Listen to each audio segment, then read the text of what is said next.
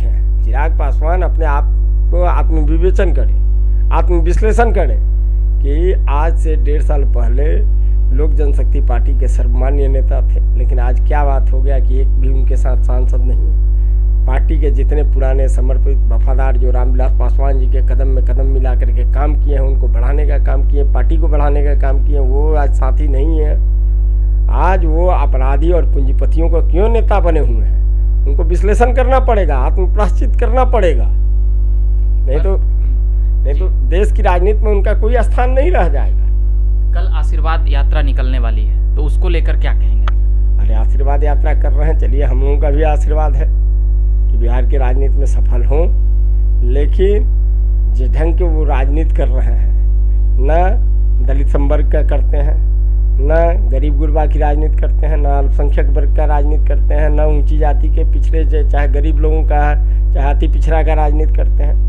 वो शुद्ध रूप से पूंजीपति, दलाल, बंगलर और कह दीजिए तस्कर, इन लोगों का राजनीति करने में लगे हुए हैं। आपको उदाहरण दे रहा हूँ कि आज देख लीजिए कि उनके पक्ष में कौन लोग हैं, वैसे लोग जिसका राजनीतिक इतिहास कहीं कभी नहीं देखे होंगे। आप वो कर रहे हैं कि पार्टी को कमज़ोर करने का, रामविलास पासवान के सपनों को कमज़ोर करने का काम कर रहे हैं। वो जब लोजपा के राष्ट्रीय अध्यक्ष थे तो पार्टी कमज़ोर कैसे किए कि 12 जनपद में मिलने का क्या सिस्टम था, 5 दिन व्हाट्सएप पर मैसेज दीजिए, पहले गेट के अंदर किसी का एंट्री नहीं। चिराग जी से मिलने का ये प्रोसेस जी, गेट के अंदर में रामविलास पासवान जी अपने क्षेत्र के लोगों को रहने के लिए आवास बनाए थे, उस आवास को तुड़वा करके ऑफिस में कन्वर्ट कर दिए। वो मिल इसलिए नहीं रहे थे, उनका कहना था कि मेरा अभी तबीयत खराब चल रहा है। अरे आज ना तबीयत खराब है, जब से सांसद हैं ये सारे सिस्टम कर दिए। गेट से निकलते थे तो कैंपस में कोई आदमी नजर नहीं आना चाहिए, भेड़ बकरी के समान गर्दन में हाथ लगा करके सिक्योरिटी वाले से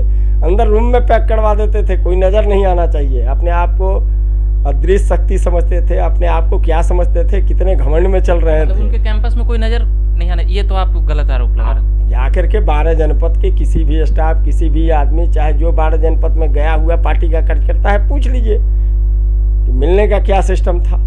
यहाँ पर कार्यकर्ताओं से किस ढंग से मिलते थे?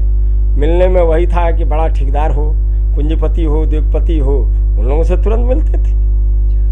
ये बात कर रहे थे हम केशव सिंह जी से, कई आरोप लगाए हैं, मगर आशीर्वाद यात्रा को लेकर आशीर्वाद भी दिए हैं। तो कल आशीर्वाद यात्रा में आप लोग शामिल होंगे चिराग के साथ? आशीर्वाद देखिए, पार्टी संविधान के खिलाफ वो कर रहे हैं। रामविलास पासवान जी का जन्मदिन है, अभी 1 वर्ष उनका देहांत का नहीं हुआ। अभी उनका ये पूरे देश में इतने बड़े राष्ट्र के नेता हम लोग खो दिए, उनके लिए श्रद्धांजलि सभा कहीं नहीं की। आप लोग को एक श्रद्धांजलि सभा का चिराग पासवान का फुटेज दिखा दीजिए तो नहीं मिलेगा देश भर में। तो इनको पहले, अब राम पूज्य हमारे नेता दिवंगत हो गए हैं, उनको रामविलास पासवान जी को आशीर्वाद की आवश्यकता नहीं है।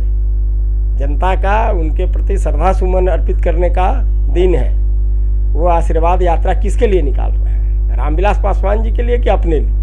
और अपने लिए उनको आशीर्वाद का जरूरत पड़ गया दिवंगत हमारे नेता रामविलास पासवान के जयंती के दिन। यदि था उनको बहुत, तो कम से कम 1 बरखी के बाद उनका आशीर्वाद यात्रा के बारे में सोचते। आशीर्वाद यात्रा जब पार्टी के लोगों ने उन पर नेतृत्व से भरोसा हटा लिया, तब क्या बेचना चाहते हैं, क्या मार्केटिंग करना चाहते हैं? जब मार्केटिंग करने का, लोगों का सेवा करने का था टाइम, तो सेवा नहीं किए। उस समय रावण से बड़ा घमंड दिखा रहे थे। तो ये हिंदुस्तान है, और हिंदुस्तान में आपको हिंदू धर्म में रावण बहुत बड़ा शिव भक्त था, बहुत बड़ा विद्वान था।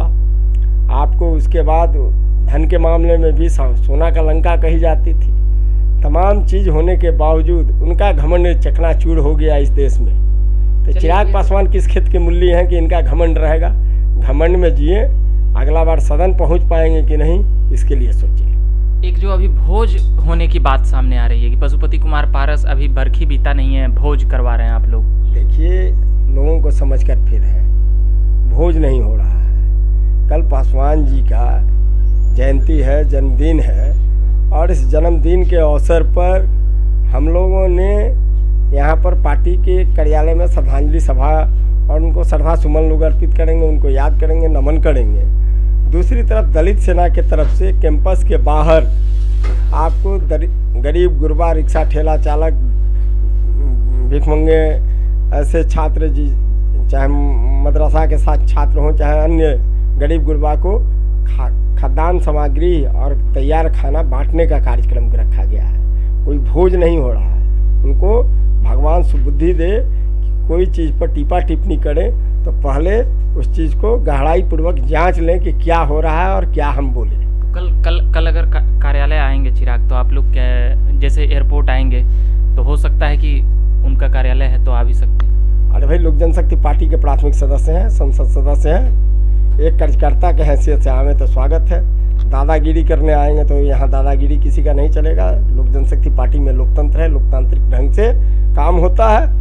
लोकतांत्रिक ढंग के तहत एक साधारण कार्यकर्ता बन करके एक सांसद के नाते हमें हमारे दिवंगत नेता आदरणीय रामविलास पासवान जी को श्रद्धांजलि देने चाहे तो स्वागत है। ये तमाम बातें हमने की केशव सिंह जी से। अभी चिराग पासवान की कल आशीर्वाद यात्रा है, उसको लेकर आशीर्वाद भी दिए और कई आरोप भी लगाए। अभी के लिए इतना ही कहेंगे। तमाम बिहार की पॉलिटिकल खबरें दिखाने के लिए और अभ्यर्थियों के मुद्दे में लगातार लाता रहूँगा।